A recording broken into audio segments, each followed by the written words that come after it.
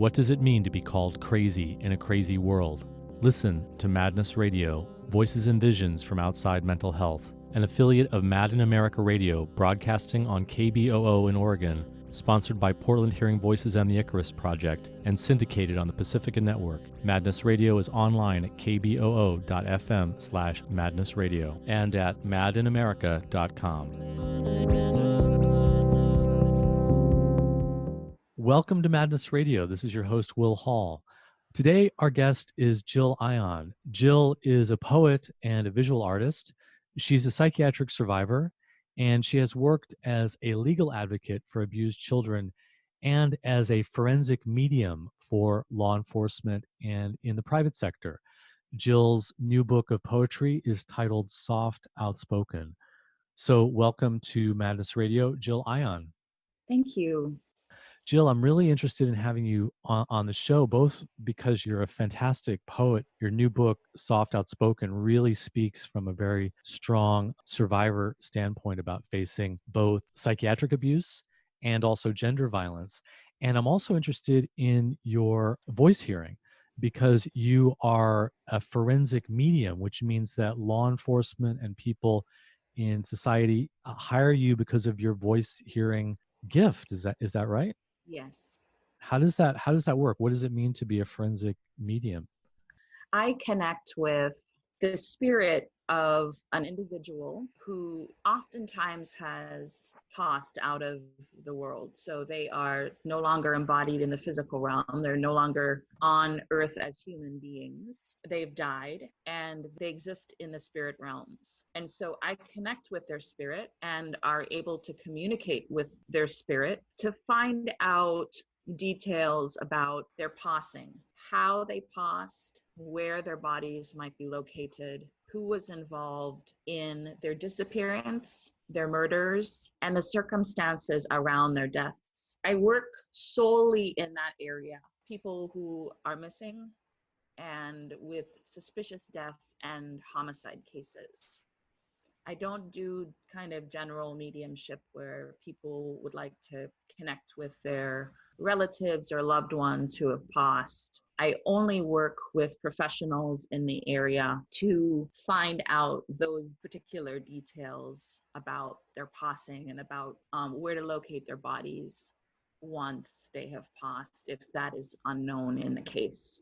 And you have this capacity, and it's so solid in you that actually you are hired by law enforcement because you produce results. You're actually able to get verifiable information out of your mediumship gift.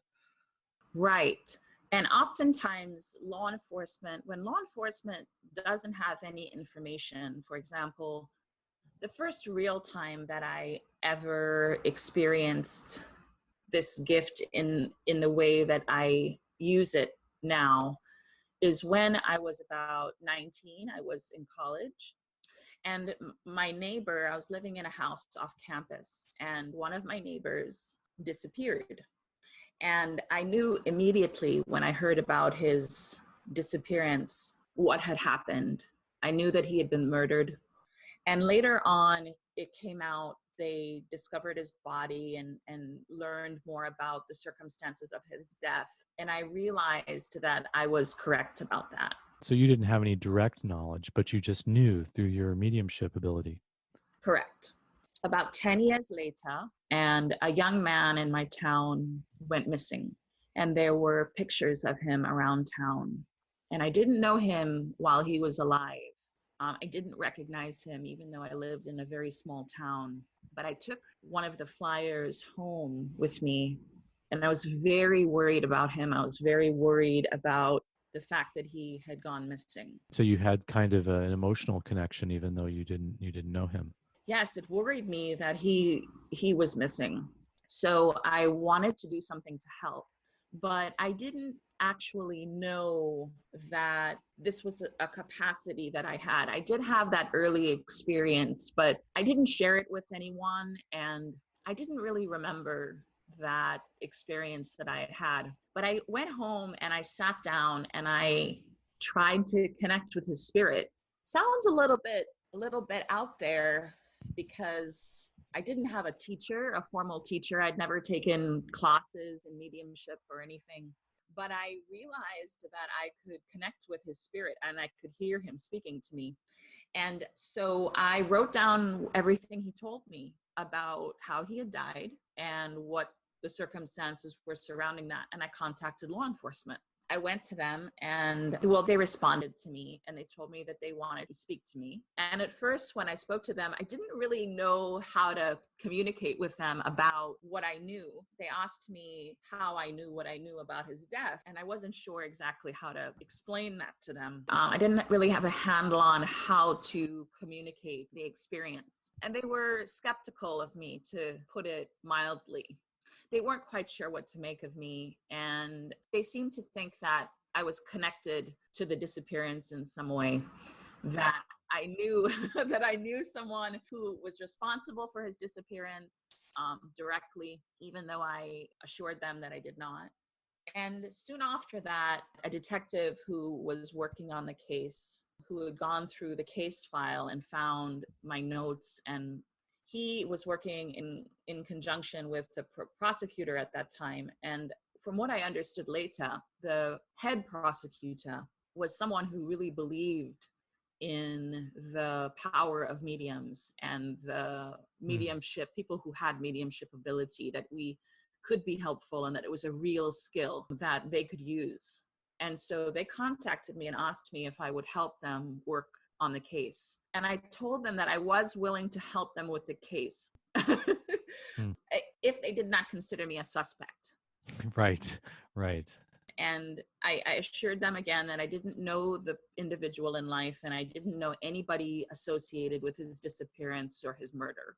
But they didn't have any information about what had happened to him or where he was. And so they were in the dark and they wanted to see me work.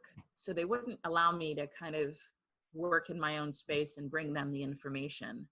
I had to sit down with them in a conference room and do the mediumship in front of them. And for someone who hadn't worked as a medium before and certainly hadn't worked as a forensic medium, this was a lot of pressure. I didn't know what I was doing exactly. So that's how I started as a forensic medium. An important part of this story is several years before that, I took a trip to India. I was there for 6 months and I was studying Buddhism. And I had this idea since I was a child that I wanted to become a Buddhist nun. So I was there kind of exploring that idea and asking permission that you have to get to become ordained in that tradition, Tibetan Buddhist tradition. And I encountered Rinpoche, who is the holder of 2 lineages in Tibetan Buddhism. His name is Ayang Rinpoche. When I sat down with him and I told him about some of my experiences and some of what was going on with me, he gave me a piece of information that was very, very valuable, and that was valuable in my withdrawal from psychiatric medication. But it was also very valuable in having the courage to try and reach out to this missing boy when I found his flyer in town, was that I had abilities that I didn't know that I had yet. But as I got older, I would discover those abilities. They would be uncovered. This is what the Rinpoche told you. Correct. And he told me that I was a Dakini and that I had incarnated from another realm, spiritual realm, into this lifetime on purpose for a reason. And that this gave me these abilities. I had been developing these abilities for many, many lifetimes. He said, you can become a nun if you want to, but you don't need to do that because you don't need to take that route. You have already been in that role for many, many lifetimes in the past. This is how part of how you gained the spiritual insight and the abilities that you have now. So as you get older, you're going to discover that you have abilities that you don't know that you have yet. I didn't know what he meant by that. I wasn't sure exactly what kind of abilities he was speaking of.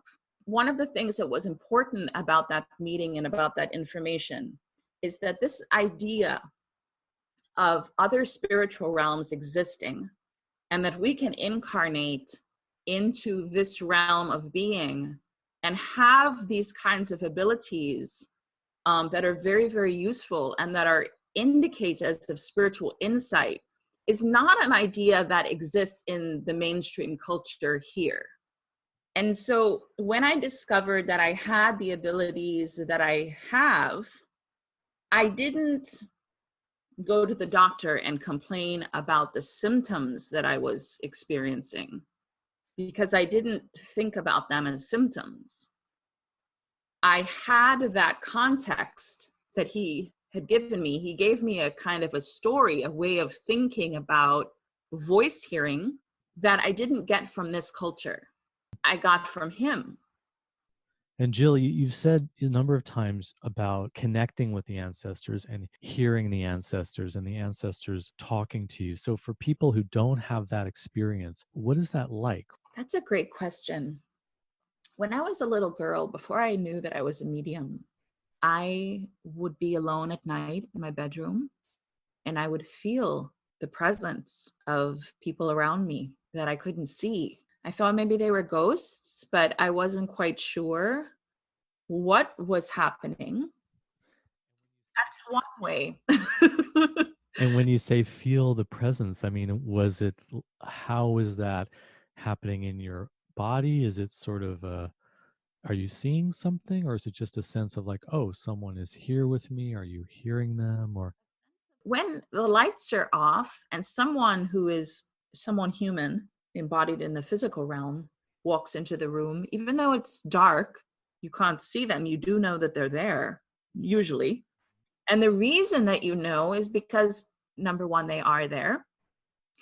And you don't need to see someone there to know that they're there, because there's a sense that there's another being in the room with you that you can't see. You just know that there is someone else there. That's what it's like. That was what it was like when I was a little girl. When I was in college, the first experience I ever had of voice hearing was I was in the shower and I was a resident advisor. So I was there between semesters and there weren't any other students in the residence hall. There wasn't anyone in the residence hall. And I was taking a shower. I was thinking about a friend of mine who lived a couple of hours away in another city.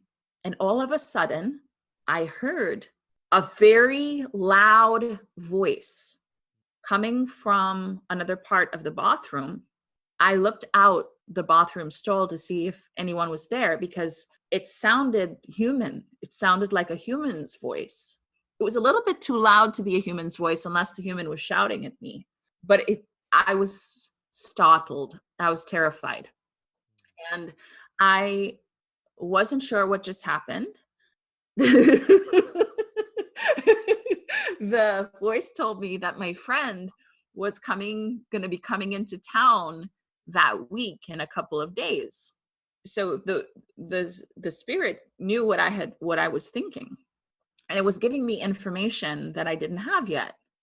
It turns out what was interesting was my friend did not come into town that week, and I thought, wow, not only am I hearing voices, but those voices aren't giving me correct information. This is not good. This is not a good sign. But actually, when about a week later, I learned that he was planning on coming. When my guide told me that, he was planning on coming into town. So it was correct in the moment that he gave me the information, which was a great lesson, spiritual lesson for me. But he had to postpone the trip because of something else that came up. And so he actually came into town the following week. And at the time, I went to a medium that I knew in town and I told her what had happened. And she kind of shrugged and said, well, yeah, that's kind of normal thing. Like, that's what happens to mediums, right? Like, she was very nonchalant about this experience. So that's one way that we can hear our ancestors and hear our guides is as disembodied voices that sound like they're human. But that was the only time that kind of I've ever heard a voice quite like that, with that quality.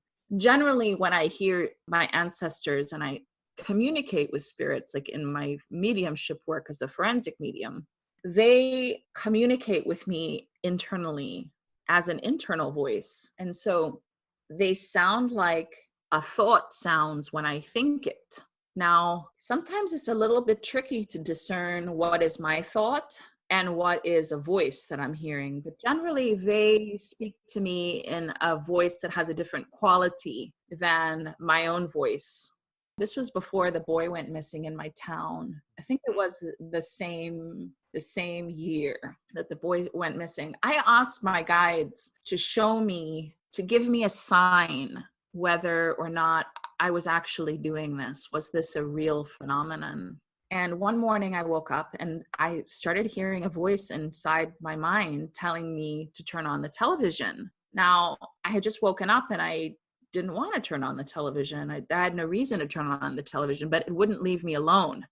It kept repeating the same phrase, turn on the television. And I thought, this is ridiculous. I'll turn on the television later. And it kept telling me to turn on the television. So finally I got up and I turned on the television, and it was the morning of 9/11. And every single station had the same cameras trained on the World Trade Center. And I thought, oh, I had asked you for a sign that I would not be able to deny. And you gave it to me. Thank you for that sign. Oftentimes I hear my ancestors speaking to me through thoughts. They speak to me through a sensation that I have in my body of knowing. They communicate with me through images that come to me. For you, you're very exceptional in the sense that you have this external validation of having police forces hiring you. And so, what are some examples of times maybe when you've been able to demonstrate that, yes, this isn't just some imaginal belief I'm coming up with, this is actually real access to real information that can actually be useful to law enforcement? I have a client who comes to me, or on that first occasion when I reached out to law enforcement when that boy went missing. Was there any information that came out about that was helpful? When I sat down with them, they had no information. So we were sitting down as two parties. I was sitting down with the prosecutor and with the detective, and they were taking notes, and I was demonstrating mediumship. It was the first time I ever did that with anyone. I didn't know that I could do that until I sat down with them on this case, even though I had some experiences that I hadn't shared with other people. And so the boy who had gone missing, who he had been murdered, he was there with us in spirit. And he was communicating with me about the questions that they needed answers to, like, how was he murdered? Who was he murdered by? Where did this happen? Where is his body now? And so he showed me and told me the information. Now, when I was conveying that information, not only was this process a relatively new process for me, but I didn't know if the information I was getting was accurate or not, because I was trusting the information that he was giving me, but I couldn't verify it myself either.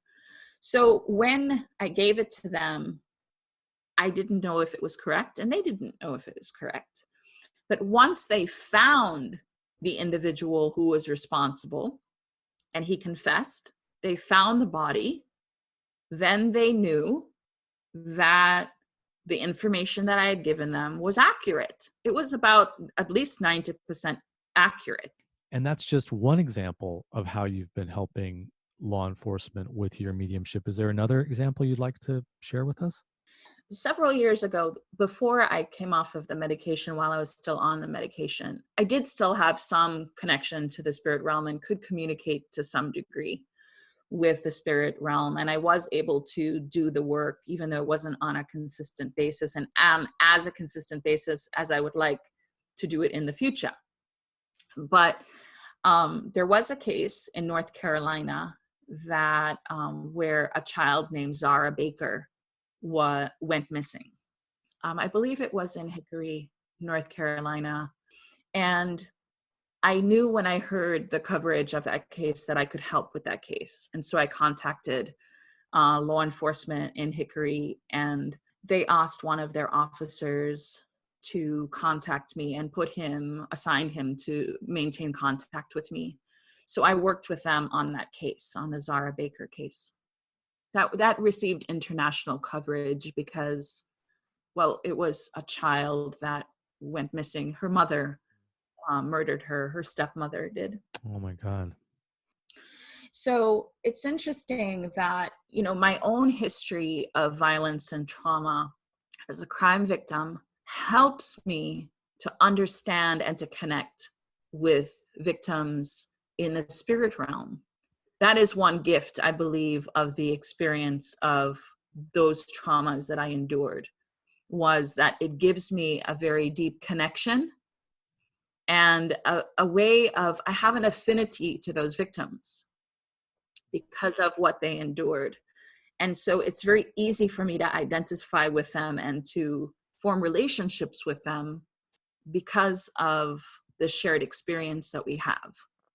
Seeing things that other people don't see and hearing things that other people don't hear. To take the language of the psychiatric evaluation, the idea that those experiences are symptoms of mental illness, and yet law enforcement agencies in this country and the military are using people's skills that are identical because they are another way of knowing, because they fill in blanks that are necessary to be a more full picture. The idea that these are symptoms of mental illness sounds more to me like these are unsanctioned ways of knowing.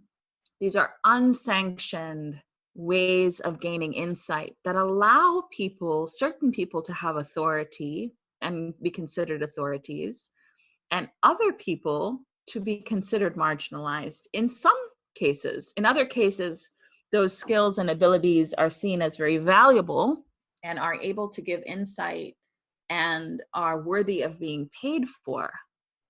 They're the identical experiences. So what is really going on here? I Yeah. think this is a great question. What does it mean to be called crazy in a crazy world? That's right. Yes. Yeah. Yes. So people who are listening may notice that you have an accent, and it's a Trinidad accent. Is that right? Yes. Yeah. So tell us a little bit about that, because that's kind of where the story starts, and I want to find out more about how you did end up in psychiatry. The experience of moving to this country and encountering this culture was a very difficult one. It was difficult and it was traumatic. The experience of an immigrant in this country is always of an outsider. No matter how long you live here, you always maintain the perspective of an outsider.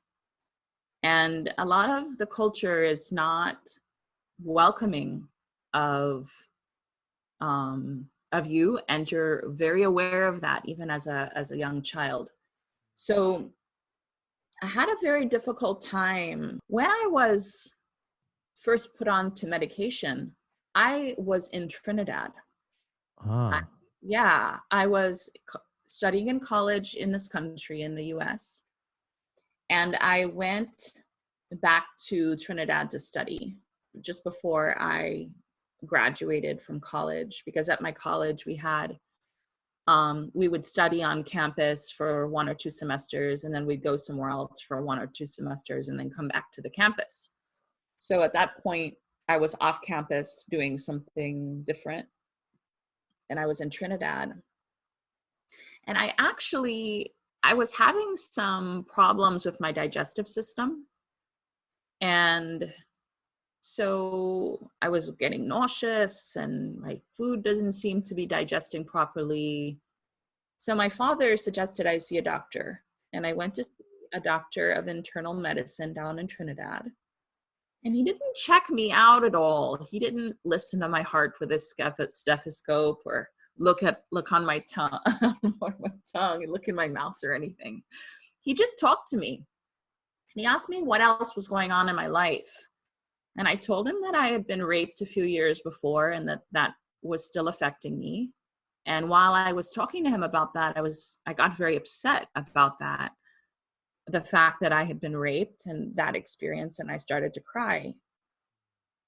And he told me that he thought that I was really suffering from anxiety and depression and that I needed to see a psychiatrist, which I thought was a terrible idea at the time. I couldn't believe that he thought I needed to see a psychiatrist. Obviously, this was a digestive issue and there was something else going on, but it wasn't a psychiatric issue. So he gave me 2 prescriptions. One was actually 1 prescription for Xanax. And I didn't fill this prescription because I was terrified of this whole idea that I was being prescribed medication for anxiety and he wanted me to see a psychiatrist. What was he thinking? I went to this place in Trinidad called the Savannah. It's kind of a park. And I remember sitting in the Savannah and crying. It felt like a death to me. It felt like something big had just happened. Because he had kind of ignored your physical problem and had gone right to you need medications for anxiety. Yes, exactly. And what is this about a psychiatrist? I am not a person who needs to see a psychiatrist, but the symptoms continued and I eventually went to the pharmacy and I filled the prescription for Xanax. And when I filled the prescription for Xanax and I took the Xanax, wow, it was like, I felt so calm. I felt yeah. There's a reason why the benzodiazepines are sold for recreational drug purposes is they get you high. I mean, they can feel really great to be on them for some people. Absolutely. I thought, oh, he must be absolutely right. This medication is so useful. It's so helpful. Maybe he's right about the other stuff too. Yeah, brilliant. Here's my solution. Yeah, it feels so good. So right. This is like a genetic problem that sometimes rears its head. And so I started thinking, well, maybe he's right about the other things too. Maybe I do need to go and see a psychiatrist. Were you also given the message about chemical imbalances and there's something in your brain that's out of whack? Or Absolutely, yes. And when I went to the psychiatrist, you know, it was this very kind woman who was a professor in the college there, and she was very intelligent, and she explained to me all about the chemical imbalance and the genetic disposition. And I thought, okay, well, you know, I'll try this and see, even though my intuition was telling me, do not take this medication. Don't do this. The authority of these people, I really bought into their authority and their medical opinions. And I thought, maybe I really need to listen to these people. Maybe they're right. And so she wrote me a prescription for Prozac. And eventually I took the Prozac and I thought, wow, this is incredible. I had always been a very shy, quiet kind of a person. And all of a sudden I didn't have the social anxiety that I had before. I had this like disinhibiting. Yeah, people have even compared Prozac and some of the antidepressants to mild forms of cocaine. That suddenly you have this extroverted, energized, confident, overconfident side that can come in, and they underestimate that. Yeah, it's a drug that's getting you high. Yes, and that was my experience. I had stayed away from recreational drug use because, and it's so interesting, is because I knew how sensitive my nature was.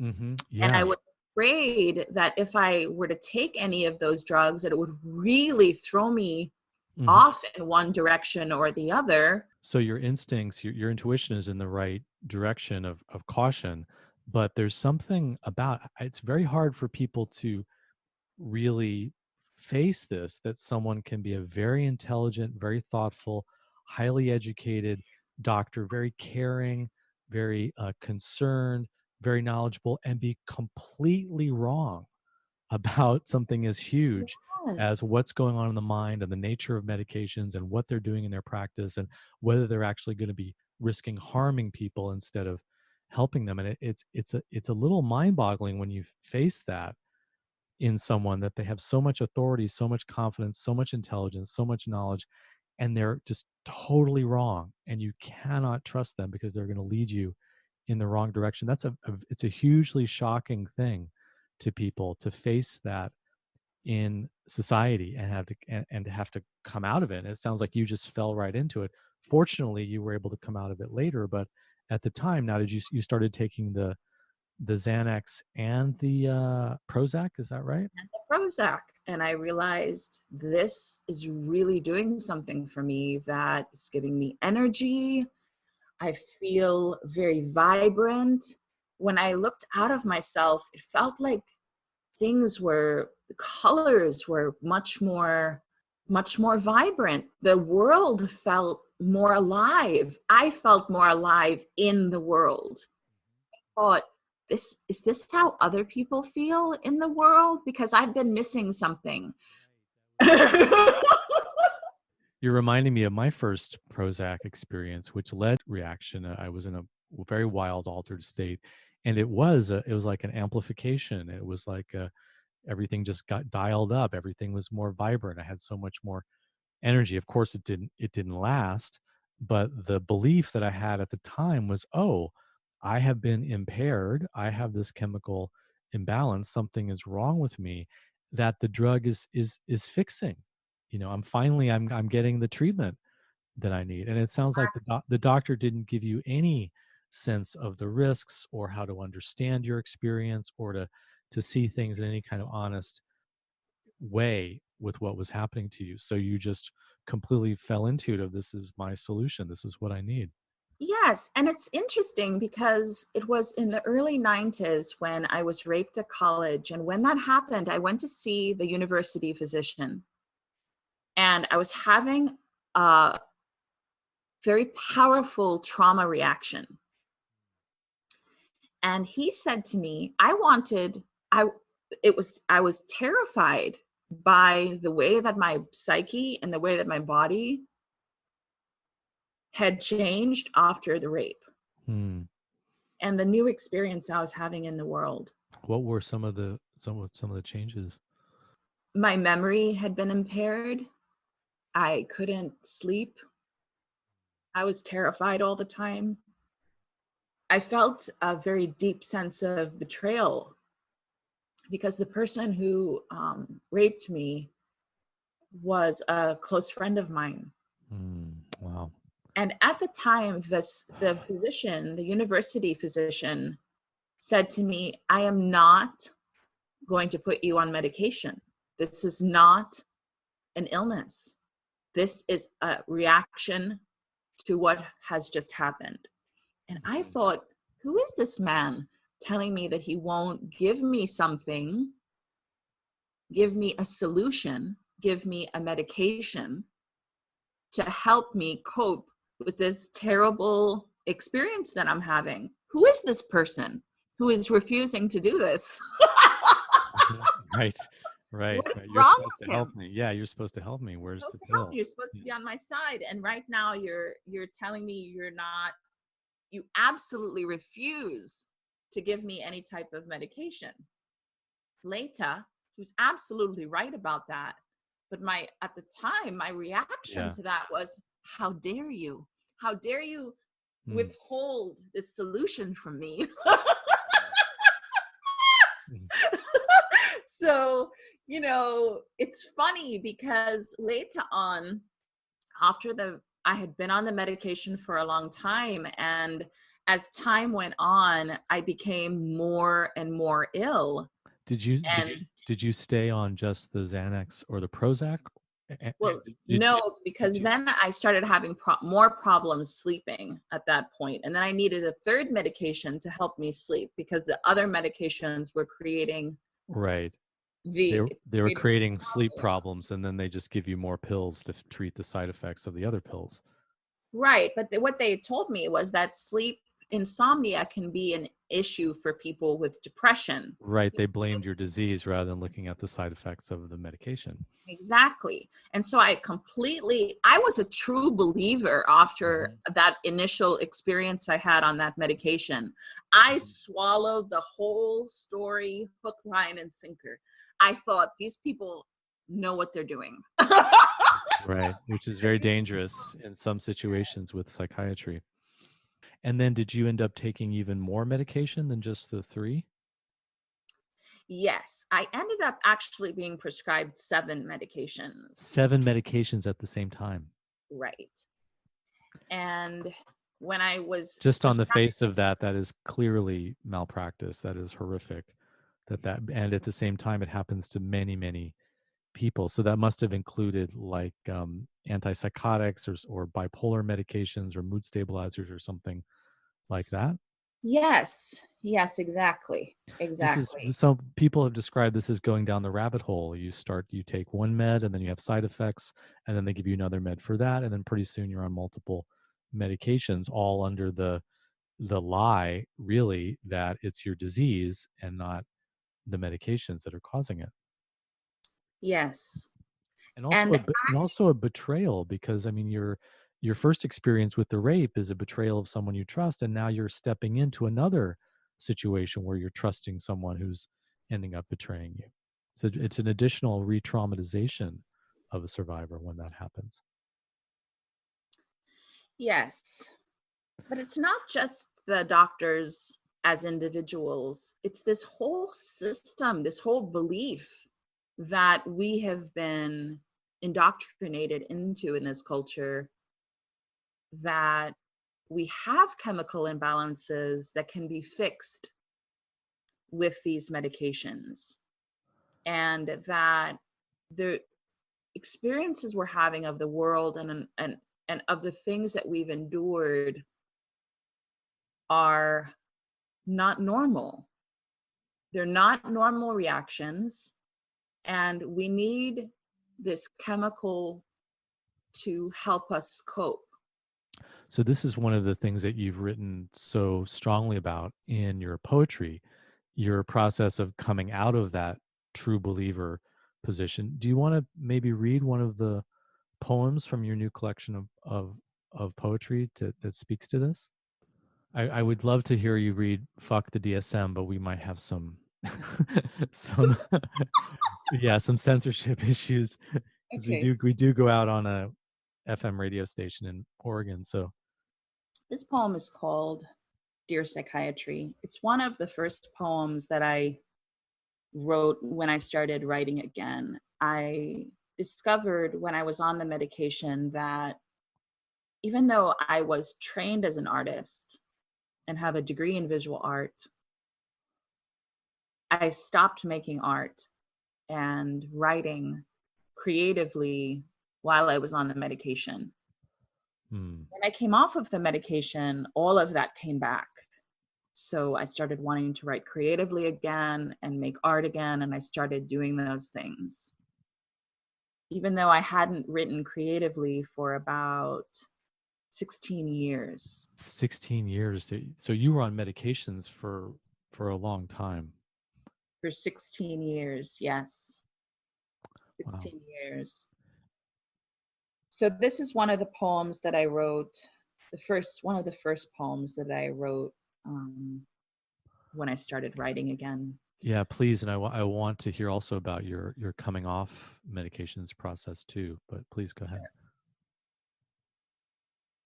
I ground down in myself, the one I thought had gone the way of all things, when I paid for your stories to help make sense of my pain. Those days I washed up on your shore, I was trying to put myself back together. When your therapy rearranged me, and then your medicine destroyed me. I paid for your philosophy. I paid you to help me. I paid you with my life. You told me you could help, that the pills would, and then you drained my life out slowly over the next 16 years.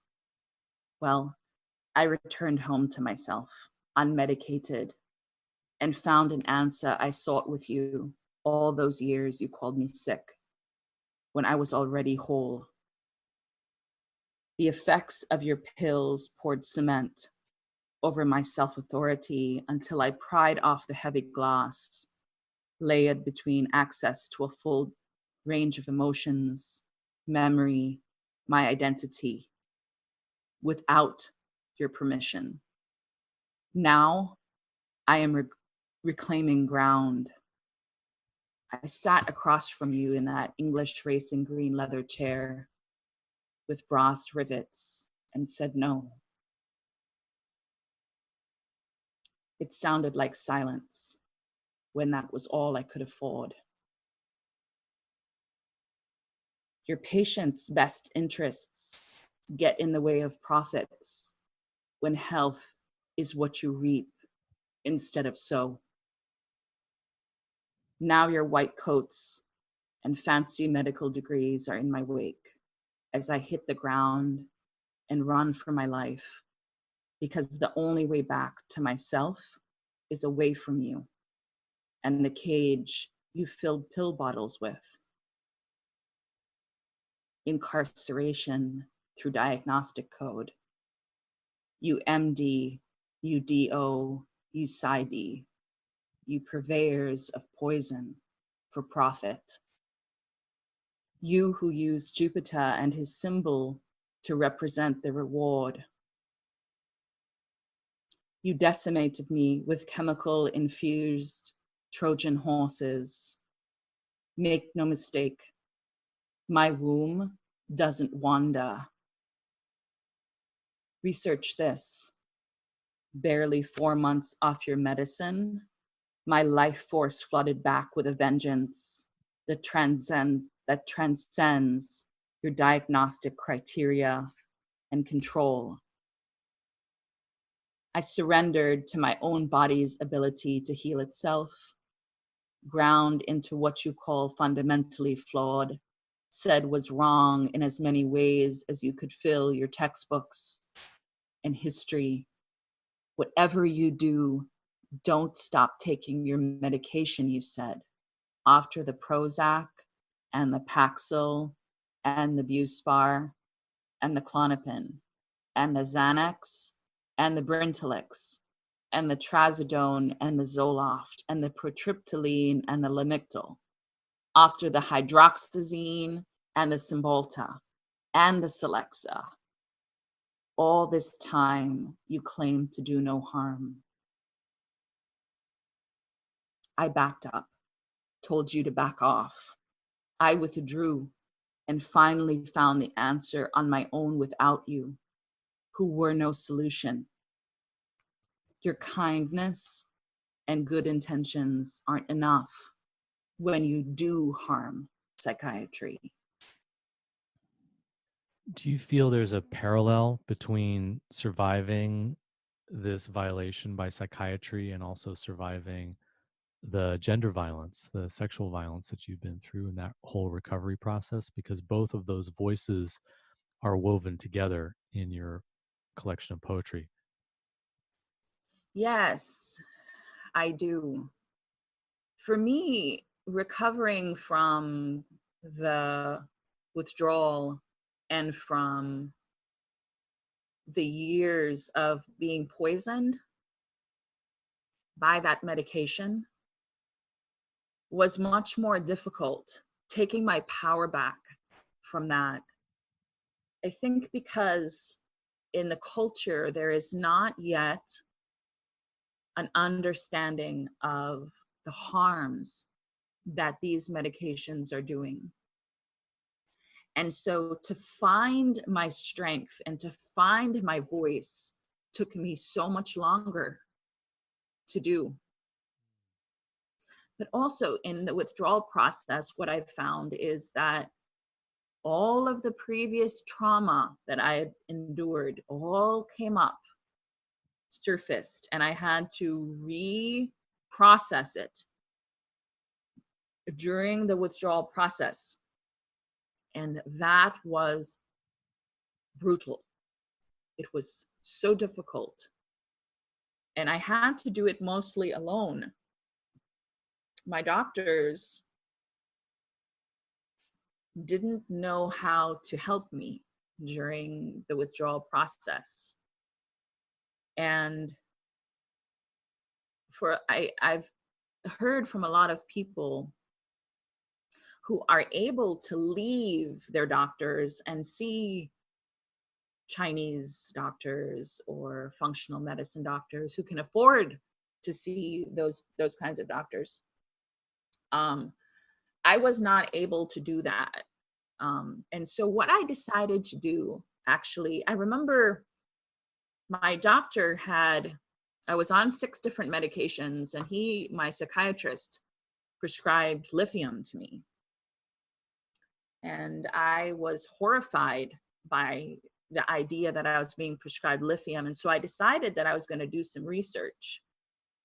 And he wasn't happy about that idea. He didn't like the idea that I wanted to do research because he wanted to be the authority in our relationship. And I remember him saying, something along the lines of, I am the authority in this relationship. He didn't use those words, but he said to me, why do you have to become an expert on every subject? And I thought, that statement doesn't make sense to me, because this is a drug that I'm agreeing to put into my body, and this doesn't make sense to me. So yes, of course I want to do some research. But he was very uncomfortable with that idea. And I ended up taking 1 dose of the lithium, and my physical reaction to that, I was already on 6 other drugs, and I couldn't function at all after taking that 1 dose of lithium. And I thought, okay, no. There's something going on here. And underneath all of this reaction that my body and my mind were having to the medication, I could feel underneath that the self that I knew before I was put on that medication. And I thought to myself, I think the medication is making me sick. And I remember saying that to a friend of mine who had never been on this medication, but she just held space for me to say that aloud. She didn't contradict me. She didn't tell me I was wrong. She just listened. And I thought, I'm going to do something about this. And I remember sitting in front of my psychiatrist in his office. And I remember thinking to myself, I am right and you are wrong. All of the doctors that I am encountering, all of my doctors, all of the people in my life who believe that I need to be on this medication, all of you are wrong. And I am right. And I cannot say that to you aloud, because if I do say that to you aloud, you're going to consider that a delusion. So I'm going to keep that to myself, but I'm going to come off of this medication and I'm going to prove to you that I am right and that you are wrong. And then that is exactly what I did. Where do you feel like that strength and that clarity came from? I think that there are a few different answers to that question. One answer is, a few years before I came to that understanding and that place of clarity, I met a man he's African American, and he was trained in an indigenous African tradition, spiritual tradition called Ifa. He's an Ifa priest, and he's a medium. And one day we were talking, and he was communicating with my ancestors. While I was on, the more and more medication that I was on, is the less able to directly communicate with the spiritual world. I didn't have that facility to the same degree as I have now since I've been off. And when I spoke to him, he said to me, one day you are going to come off of all of this medication. And when you do, you are going to be able to communicate with your ancestors very easily. You're going to be able to hear them clearly in a way that you don't hear them now. And I nearly stopped speaking to him. I was so insulted by the idea that he thought I didn't need my medication. Because at that point you were so strongly in the true believer position of trusting your doctors and really believing in your meds. Exactly. I was incensed by this idea. How dare he tell me I don't need this thing that I need so deeply? I continued the relationship with him, but I put that idea and what he had said to me very far back in my mind. I forgot about it, but I think that it planted a seed in me. He was absolutely right. When I came off of the medication, I really feel as though my ancestors and my guides in the spirit realms were helping to guide me off the medication, because I cold turkeyed 7 psychiatric medications. One of those I only took once, but I was in bed after that 1 dose of lithium for 2 weeks. So after that, I cold turkeyed the 6 other drugs and I survived. You cold turkeyed 6 drugs that you had been on for 16 years. Correct. That's correct. Including antipsychotics, benzodiazepines. So Right. It sounds like you got some serious spiritual help from your ancestors in that. Yes. And I felt as though they were guiding me through the process. I know that they were guiding me through the process. I can imagine you must have been just completely incapacitated for a long time. You must have been just totally ill with the withdrawal and with the struggle and everything. I was bedridden for 2.5 years. I live alone, and so I had to do everything myself. So while I was mostly bedridden, I still had to get up and clean my apartment and cook for myself and deal with, like, pay my bills and do all of those things. Part of how I processed the experience that I was having, because in withdrawal, I found that I wasn't able to articulate what I was feeling or what I was experiencing. I couldn't speak up for myself. Sometimes I could, but I had a very limited capacity to do that, even when I could do that. So I began to write as a way of communicating and as a way of processing my feelings and this experience that I was having that was like no other experience I'd ever had. So during that time, I used writing as a way of processing my feelings, and I really didn't expect to share any of the writing that I did. I wasn't writing it to share it.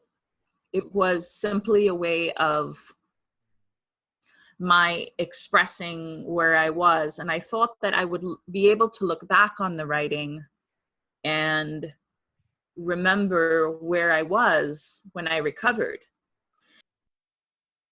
Well, we don't have a lot of time left, but there's one poem that, so much of your work and your story is about being a survivor and standing up to sexist violence. And there's one poem I would invite you to read, the No Trespassing poem. Sure. This poem, No Trespassing, it identifies a woman named Isabel, who is a woman she's also a writer who has survived sexual violence as a child. She did. And she had a sign in her bedroom that I refer to in the poem. So this is No Trespassing. One day I'll walk without invitations for rides, shouted by men in pickup trucks, driving in the opposite direction, straight to hell, and wait without an incessant flow of questions about my marital status and whether I've been incarcerated or not, as though that would explain why I'm not married yet. If I'm looking for a boyfriend and why not, whether I'll take their phone numbers to call them when I'm ready. Constant harassment embeds itself in me. I think I'll tattoo No Trespassing across my chest, after all, and walk with a pit bull named Happy, my body between sandwich boards that read like the sign in Isabel's bedroom did, no hunting or fishing here. Thank you so much for having me, Will. It's been wonderful. It's been so powerful. And thank you so much for being here. Maybe you'd like to mention how people can contact you and also remind us the name of your new collection of poetry and how people can get a copy. The collection is called Soft Outspoken. There's a Facebook page of that name. You can also contact me and find out more information about how to buy the book online. And the website is JYLANAIS.com. Jill Ion, thank you for joining us today on Madness Radio. Thank you so much for having me. You've been listening to an interview with Jill Ion. She is a poet and visual artist and also a psychiatric survivor. Jill worked as a legal advocate for abused children, and she also works as a forensic medium for law enforcement and the private sector. Her new book of poetry is Soft Outspoken. That's all the time we have on Madness Radio. Thanks for tuning in.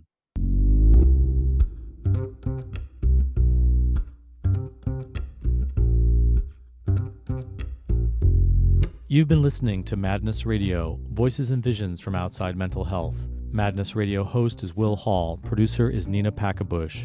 Madness Radio is an affiliate of Mad in America Radio, broadcasting on KBOO in Oregon, sponsored by Portland Hearing Voices and the Icarus Project, and syndicated on the Pacifica Network. Madness Radio is online at kboo.fm/madnessradio and at madinamerica.com.